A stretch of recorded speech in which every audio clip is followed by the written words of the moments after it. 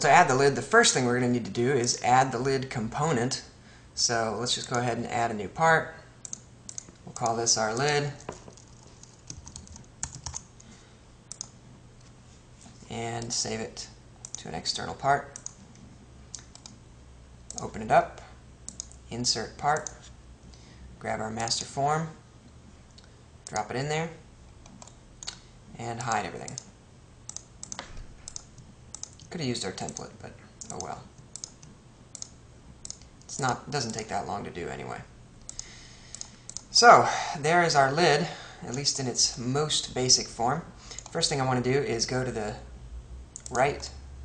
front view and draw a sketch. And let's just do a spline, how about? Draw a spline right across the middle here.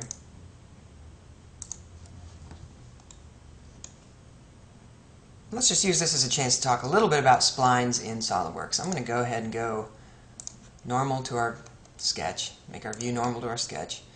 And I want this spline to come across the middle here, and I want it to be a tangent in the center. So I'm going to draw a line right across here and make this a construction line. I'm going to need access to, let's use the spout bottom plane as a reference. Go spout bottom plane to that is, let's say half an inch, no, not a half a millimeter, let's say 0.5 inches, maybe 11 millimeters, there we go. And make this point coincident with that point by clicking merge, and make the resulting point coincident with the right plane. Now I can still edit my spline. I can move around these items here. Let's see, what is this? Somehow I accidentally made this point coincident with that line, so I can delete that coincident constraint. There we go. Now I can move my spline points around. Now splines, you can give them constraints. I'm going to draw another line on the other side to demonstrate this. Make it a construction line as well. And if I control select both of these, I can make them tangent.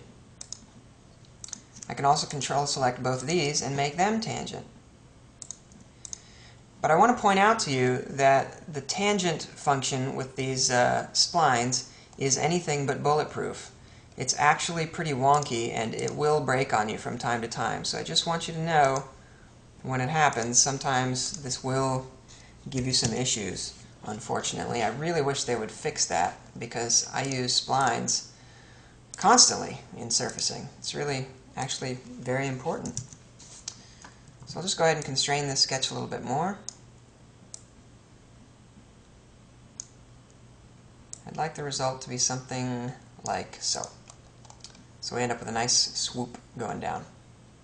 I can exit that sketch, and I can go ahead and extrude that surface. Reverse the direction, and we can just go blind out a little bit. Now, before I can go any further, I need to mirror that across. So features, mirror, use our right plane to mirror that body, and check knit surfaces this time, so it'll knit our surface across the center. And then we can go ahead and do a surface trim if we want to, but I think I'm going to wait on that actually. Before I do that, I want to thicken this outer surface. So we'll do thicken this outer surface by 3 millimeters. Click OK, and that should thicken us up pretty nicely. Now I can go ahead and do a cut with surface, choose this surface, reverse the direction, because the arrow, I want it to be pointing out to the part we want to cut off, and there we are, all done. You can hide this, and this is going to be our basic lid, and I think everything else we're going to do is going to be symmetric edits. Let's go ahead and add a couple of little fillets, like maybe that looks like a 1 millimeter fillet on the top. Then I'll add some minor radii on these other edges. Just go ahead and give those like a 0.5 millimeter, even a 1/4 millimeter, because they're pretty sharp.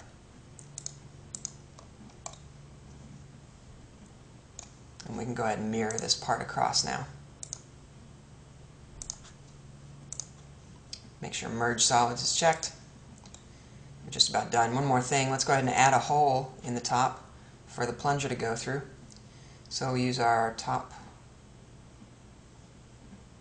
plane, craft top plane, do an extruded cut, draw a circle from the center. I don't remember what that diameter was, do you? I think it was, let's make it 0.18. 0.18 inches. I think that'll do it. And we'll reverse the direction and through all. There we go.